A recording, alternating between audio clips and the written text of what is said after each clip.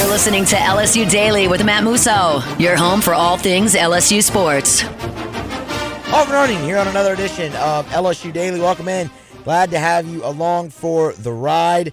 It's a weekend of winning for LSU Athletics. Of course, the baseball team swept 3 games from Purdue Fort Wayne in dominant fashion. We'll get into that. LSU men's basketball gets off the schneid, ending a 7-game losing streak with an 82-79 win in Norman against the Sooners. Cam Carter, the big story there. In fact, he actually just pretty much single-handedly willed LSU to their second win in conference play so far here in the 24-25 season, one they desperately needed. Want to take you through the end of that game because it was awesome in a season where there haven't been a lot of moments that you really enjoyed or even, were appointment viewing or whatnot. Cam Carter gave you one on Saturday evening up there in Norman. So kind of want to go through that as well. And then a hat tip to a couple of other programs on campus that came away with some massive wins this weekend. Of course, gymnastics and softball. Really good weekend for the purple and gold. We'll kind of run through all of it here. So go ahead, subscribe if you have not already. Share, like, all of those things greatly important. Follow me on social media as well. Twitter X, Musso Matthew. Instagram at Matthew Musso1. You can find me on Facebook as well, Matt Musso. All of that greatly appreciated. Okay, like I said, we'll get into all of it, but I do want to start with some brief thoughts on LSU's series against Purdue Fort Wayne. So we'll start with the baseball Tigers.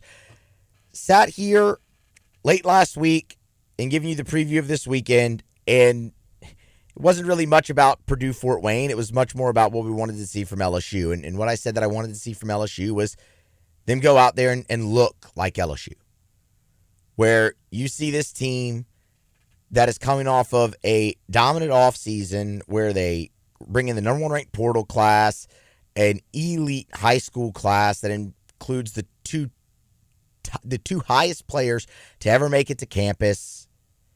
You ranked consensus number 5, consensus top 5 in the country. You're at the top or near the top of odds to win the College World Series preseason. All of those things that designate a contender. And all of those things that should accompany LSU every single year when they take to the field for opening day. Go out there and actually look like that team for 3 games.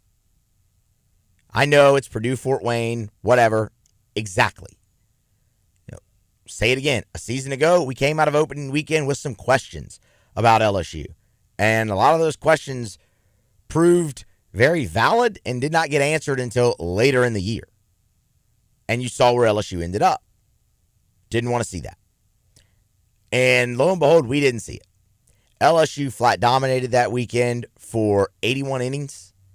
They were awesome in every facet of the game. And I'll give you some numbers that I think really stand out from the weekend that kind of define the weekend as a whole. But you saw LSU bang out 33 hits, score 32 runs off of those hits. You saw them do it in a variety of different ways, whether it was the manufacturing of runs on Friday, whether it was the long ball, hitting 3 home runs on Saturday, and then kind of a combination of both on Sunday. You had the 1 3-run homer from Larson. You had a bunch of the rest of them kind of manufactured around to give you 8. LSU 14-0, 10-1, 8-1, 33-2 over the course of a day. And that's not even what really stands out for me offensively. That's not what defines the weekend offensively for me. I'll get to that. On the mound, you saw 12 LSU pitchers recording out, and they were awesome. You saw your starting rotation of Anderson, Ianson, and Shores each go out there and have a great season debut and really show things to build on as they move towards their next start in a week. But when you just look at those 3 games individually, those 3 outings individually, you couldn't have asked for better results from those 2 guys. And Cade Anderson was phenomenal on Friday. Looked every bit the part of a Friday night ace. Now, how does he go forward this season with that? Well, we'll see. You'll get your next opportunity Friday against Omaha for him. But you saw 3 out of the 4 pitches for strikes. He walked 1 and punched out 8. Got you 83 pitches and 5 shutout. He was awesome. Anthony Ianson worked around some trouble in the second and the third, which was great to see. Ended up punching out 6, didn't walk anybody, gave up the 1 run. Maybe you look for a little bit more of a feel on the breaking ball going forward, spiked a few of those. But all in all, you saw 3 pitches from him, fastball, splitter, and the breaking ball. And he gets you through 5. And the thing that impressed me most about Ianson was after 2 innings, he was close to 40 pitches, 36, 38 pitches or so. And he ends up going 5 and giving you 81 pitches. He became much more efficient. He settled in. And then Chase Shores. I mean, he's been out for 2 years, just about. Gave up the run in the first, a double steal, couple singles, then a double steal, ended up pushing a run across. But after that, he retired the next 12 hitters. After the first inning, he retired 12 in a row. Ended up striking out 7, didn't walk anybody. Fastball was up to 98. You saw the development of the secondary stuff really on display. That slider has a chance to be completely filthy. Now what it's about for him through 63 pitches is getting the pitch count up. Did all that on a cool day. First time on a bump in front of a nice-sized crowd. Cool day. No, almost 2 years. You couldn't have asked for a better season debut, a better return for Chase Shores. He was great. Now you'll move forward with those 3 guys, and you feel pretty good.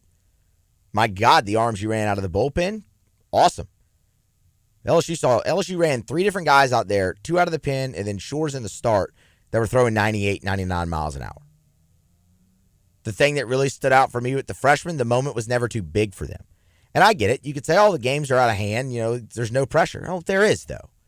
That's your first moment on the mound at the box for LSU on opening weekend. That carries weight. And it wasn't too big for any of them. Kason Evans handled it great. Maverick Grizzly handled it great. Cooper Williams handled it great. William Schmidt handled it great. And they all flashed the stuff that leads everyone to believe they're going to be huge impact players here in 2025 for LSU, even as a freshman on the mound.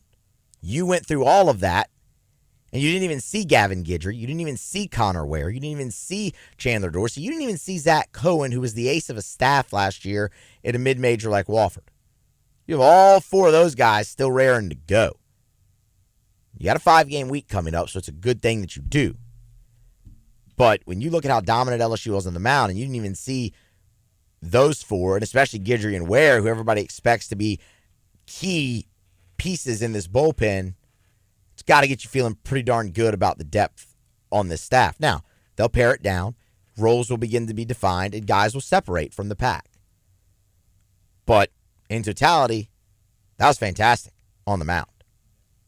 Gave up 2 runs over the course of 3 days. Your bullpen didn't give up a run at all. And none of that is what really defines the weekend for me on the mound.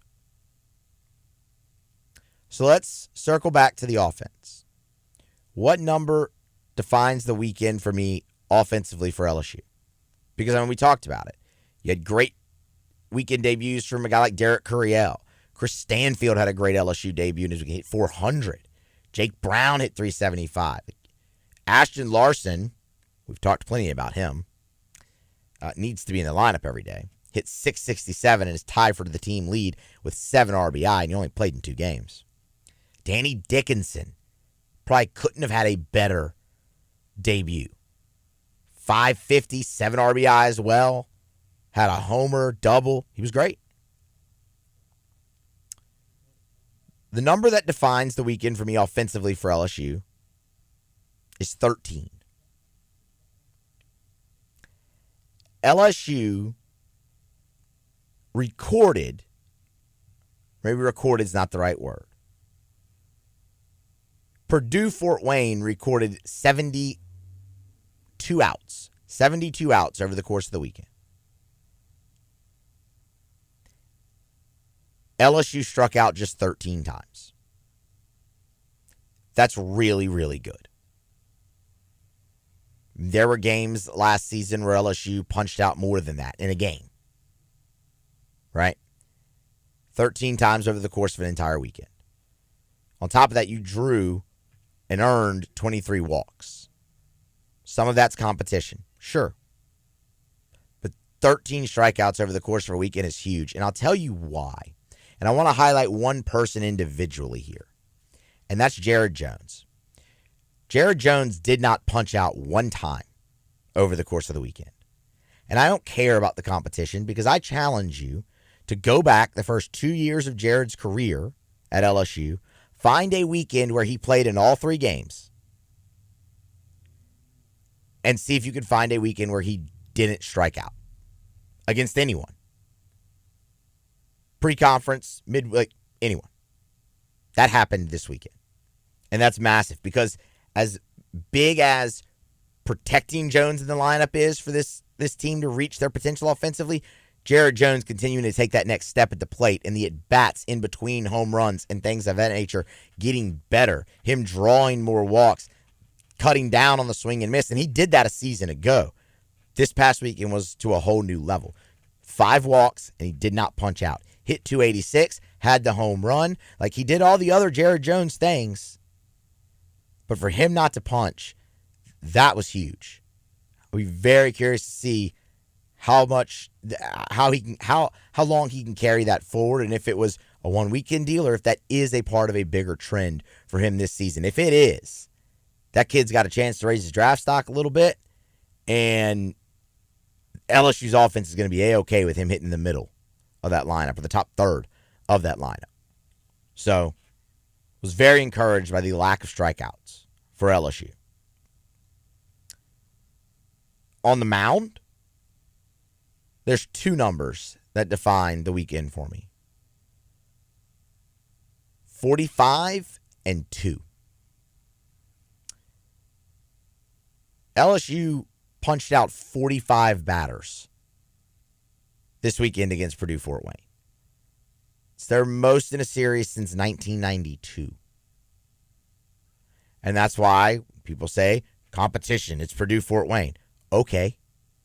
LSU's played some bad teams over the course of a weekend since 1992 and didn't reach that number. Does the competition have a hand in that? Sure. But you also give credit where credit is due on them punching out 45 guys.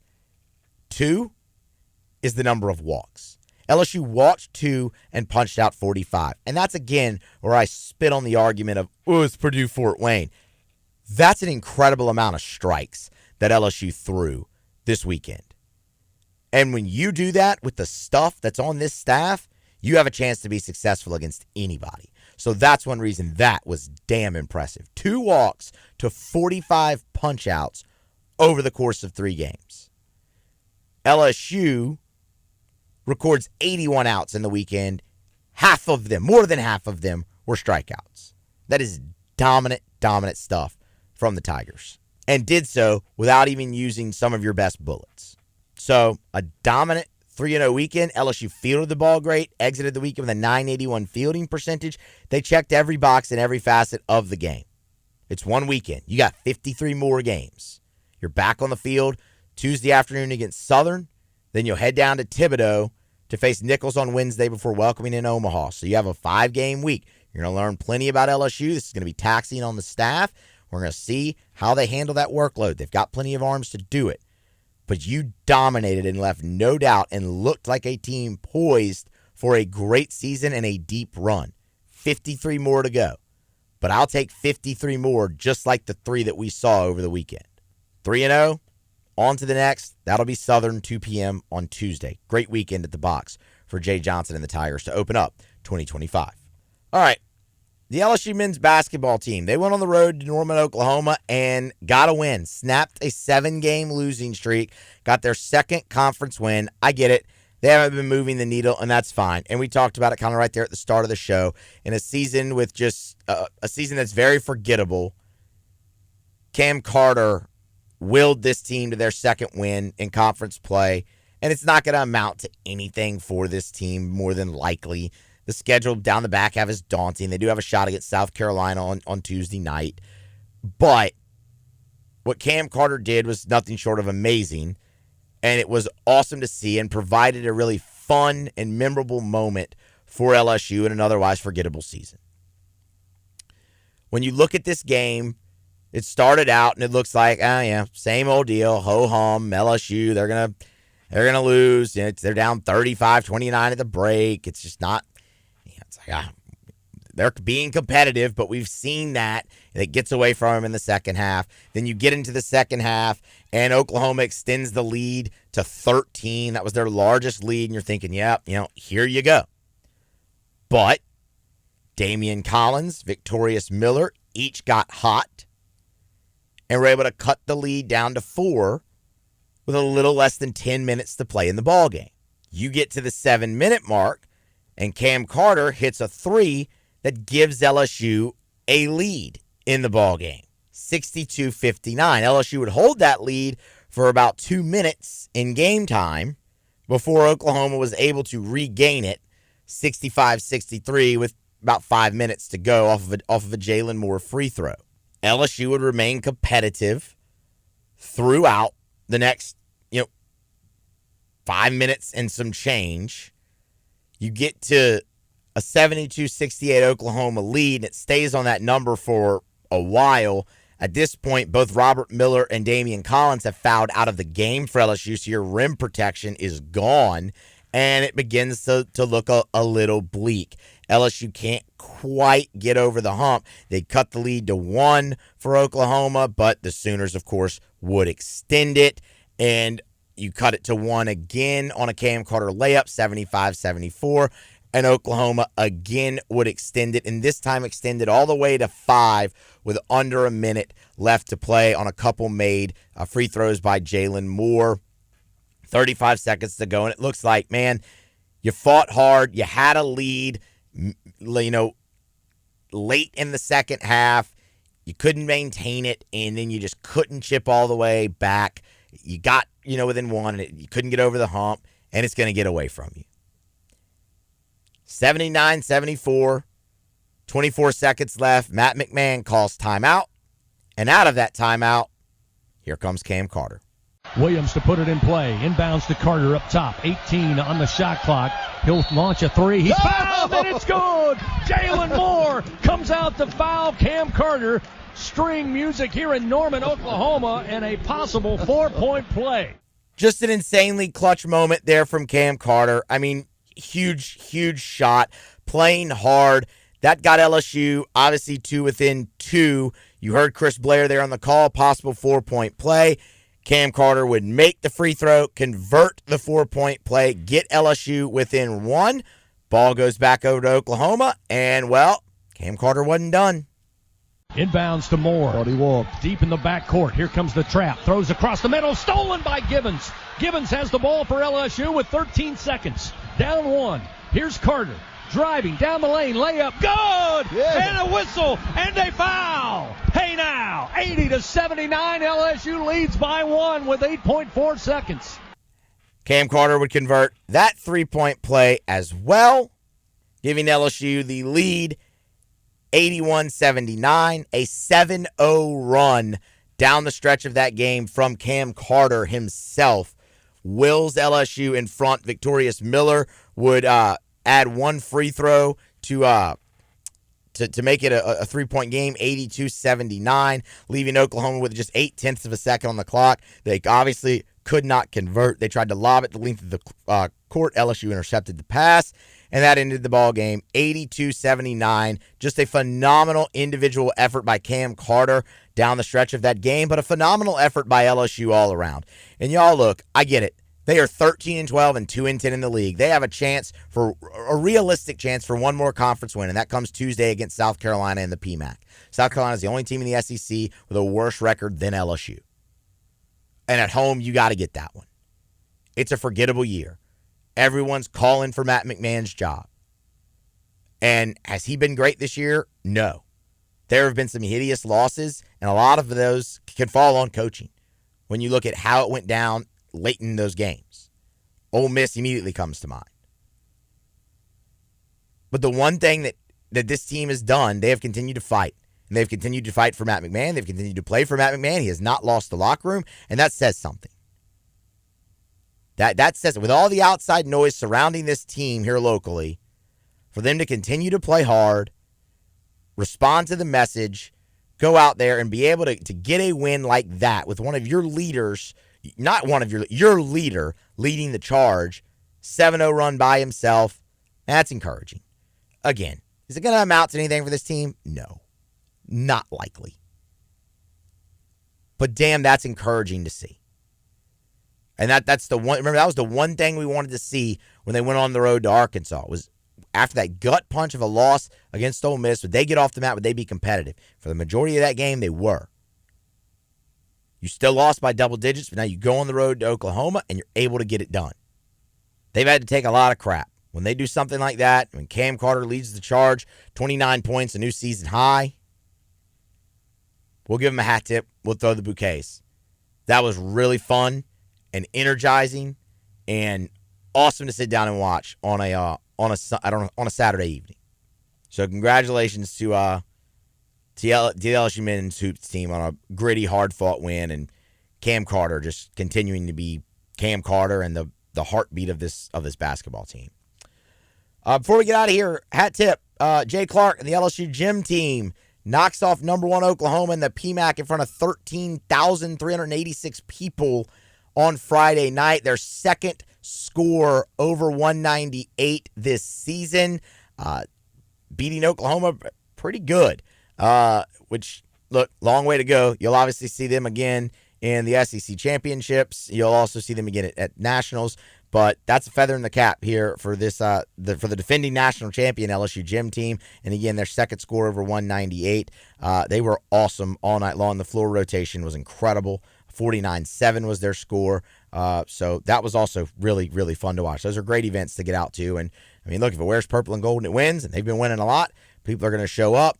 And then, of course, hat tip to Beth Torina and the LSU softball team. Swept another 5-game weekend, another 5-game tournament in Tiger Park. So they remain undefeated. 4 of those 5 wins this past weekend came against ranked competition. 2 wins over Northwestern, 2 wins over a top 20 Virginia Tech team as well. And they did it all in pretty dominant fashion. Looks like they got some pretty nice arms in the circle over there at Tiger Park, and the offense really responding well early in the season too. So they remain unbeaten. They have another 5-game weekend coming up here at Tiger Park yet again. So get out there and see Coach Beth and the girls as they continue a hot start here to 2025.